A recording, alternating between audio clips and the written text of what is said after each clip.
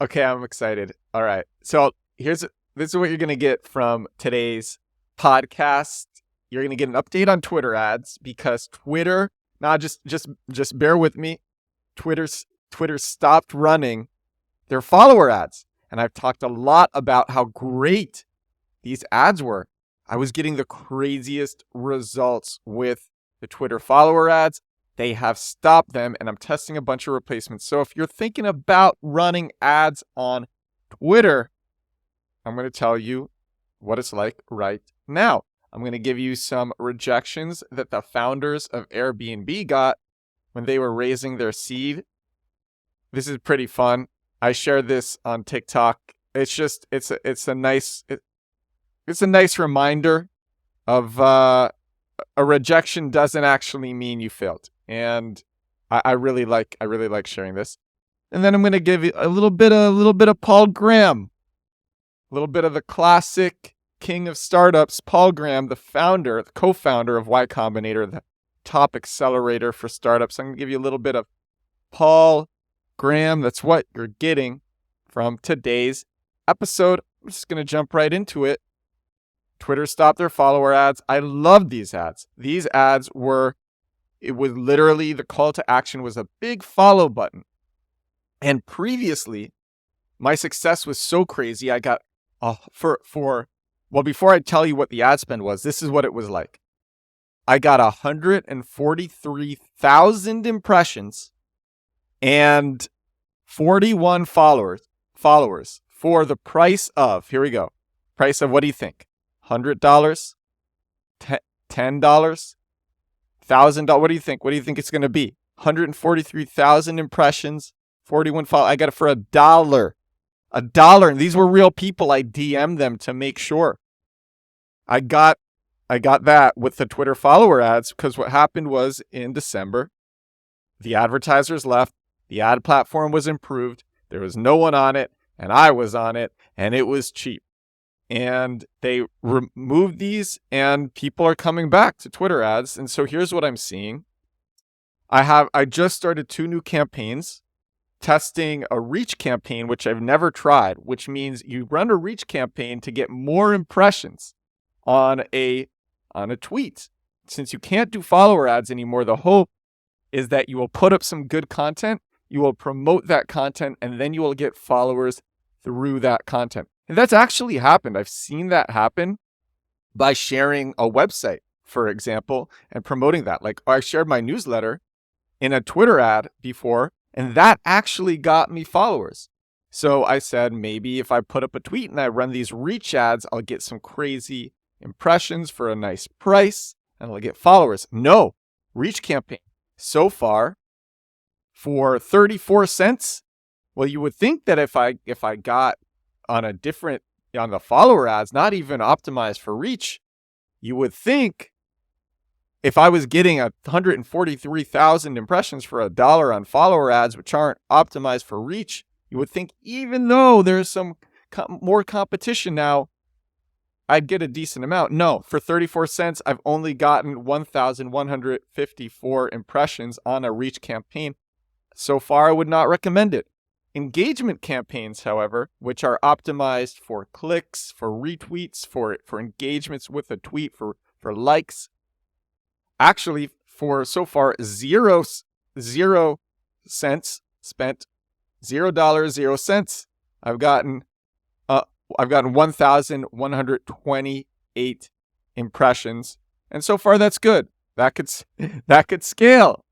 I'm not sure at what point I'll start being charged for that engagement campaign, but so far that is good. Maybe I'll get several tens of thousands of impressions for $1 ad spend. That would be decent. That would be actually decent compared to what I was getting before. It wouldn't be as crazy good, but those times are not coming back. I told a lot of you in my newsletter, edwardsturm.com/newsletter. If you're not subscribed, when I discovered these things, I just shared it. I didn't care that it would actually create competition for me because my goal is I have this theory that if I share everything and I give as much value as I can, then I'll get a ton of value in return.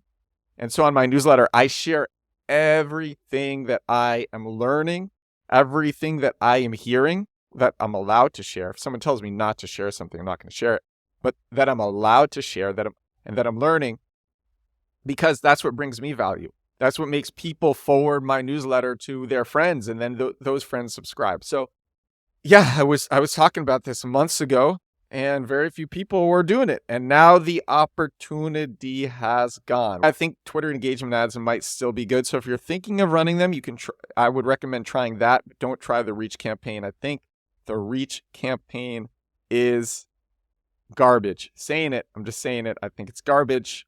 I think it's garbage. All right. This is going to be a fun one. This is some rejections that the founders, this is actually like an old article that Brian Chesky, co-founder of Airbnb, shared. He wrote this and shared it in 2015. And I come back to this and I read it all the time. It's great. It's titled 7 Rejections. It's on Medium. This is the introduction from Brian Chesky. On June 26, 2008, our friend Michael Siebel introduced us to 7 prominent investors in Silicon Valley. We were attempting to raise $150,000 at a $1.5 million valuation. That means for $150,000, you could have bought 10% of Airbnb. Can you believe that? $150,000 could have bought 10% of Airbnb. Below you will see, this is so funny. Below you will see 5 rejections. The other 2 did not reply. The investors that rejected us were smart people, and I'm sure we didn't look very impressive at the time.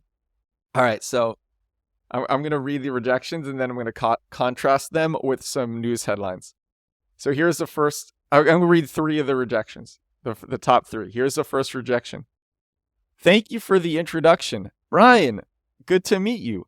While this sounds interesting, it is not something we would do here, not in our area of focus. Do wish you best of luck. Okay, so that was the first rejection, and now I'm going to contrast this with it's a news headline from the San Francisco Chronicle. It's about Brian Chesky, the guy who wrote this article, and the headline is titled, Airbnb's CEO is now worth $11 billion. All right, next rejection. Hi, Brian. Apologies for the delayed response. We've had a chance to discuss internally, and unfortunately, don't think that it's the right opportunity from an investment perspective. The potential market opportunity did not seem large enough for our required model. All right, next contrast. This is from Ynet. It's about Joe Gebbia, another co-founder. And the headline is Surging Airbnb Stock Makes Founder $1.7 billion Richer in 1 year. Last rejection I want to share.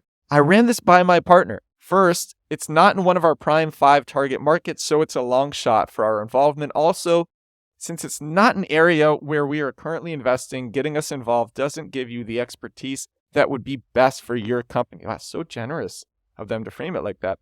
My recommendation is to keep us posted. If you get to the point of a Series A investment, please let us know and we'll take a look. And the last headline, this one is from the Daily Beast. It's at the time of Airbnb's IPO. And it's about all 3 founders, Brian, Joe, and Nathan Wacharskik. Do that. Anyway, the headline is from the Daily Beast, Airbnb founders check in for $1 billion IPO payday. For some reason, rejections from me, when I get rejections, when people tell me you can't do something or you're not going to do it or you're going to fail, and I hear that all the time, and when I get that, it actually makes me more determined. It's honest. It's like an espresso. It's like caffeine to me when I get that, which is so weird, but like, it's like, yeah, please. 'Cause I'm going to show you like, that's what rejections give me. I have a feeling that's what rejections gave the founders of Airbnb because they pushed on. I read an article with Paul Graham, and he said the number 1 quality for success is being determined. That's like all great founders, they're determined. This is from David Friedberg of the All In podcast, which is a great podcast. And he said this in the most recent episode of the All In podcast, that persistence is the greatest indicator of success for a founder. That's like the number one indicator of success for a founder. I bet if these people who passed on the founders of Airbnb, if they actually looked at them like don't look at the horse, look at the jockey. If they looked at them from a jockey perspective, it would have been different. And why Combinator chose Airbnb because Paul Graham could see that the founders were very determined. And he says that. He saw that the founders were very determined, and that's why he chose Airbnb. That's why he believed in Airbnb. I shared a bit from Paul Graham's recent essay, How to Do Great Work. And I just shared this on Instagram yesterday because for me, it's so meaningful. And I want to share it. I want to share it here, and then I'm going to wrap. I want to share it here, and then I'm going to wrap. This is one of the best things that I've read in the last year. Paul Graham says in How to Do Great Work, his most recent essay, he says, "We underestimate the cumulative effect of work. Writing a page a day doesn't sound like much, but if you do it every day, you'll write a book a year. That's the key, consistency. People who do great things don't get a lot done every day. They get something done rather than nothing." I want to say that again, because I think a lot of people are too hard on themselves and they don't understand the cumulative effect of work. People who do great things don't get a lot done every day. They get something done rather than nothing. If you do work that compounds, you'll get exponential growth. Most people who do this do it unconsciously, but it's worth stopping to think about. Learning, for example, is an instance of this phenomenon. The more you learn about something, the easier it is to learn. Growing an audience is another. The more fans you have, the more new fans they will bring you. I like that. Growing an audience is another. The more fans you have, the more new fans they will bring you. That's why I do this podcast every day. That's why I just took all of my recent newsletters and put them onto my website. It attracts new people through SEO. That gets me more people paying attention to me who share my stuff. The trouble with exponential growth is that the curve feels flat in the beginning. It isn't. It's still a wonderful exponential curve, but we can't grasp that intuitively, so we underrate exponential growth in its early stages. I know so many people who they see the flat they see the flat part of the curve and they think that's all there is. And they can't see the curve up ahead. Something that grows exponentially can become so valuable that it's worth making an extraordinary effort to get it started. But since we underrate exponential growth early on, this too is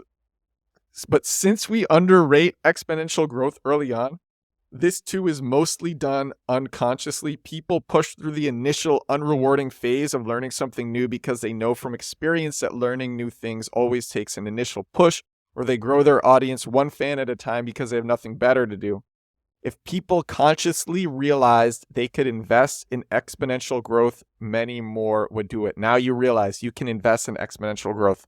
I saw last night, I watched, it was a 3.5 minute video from Mr. Beast, the number one YouTuber in the world. He has the most subscribers on YouTube.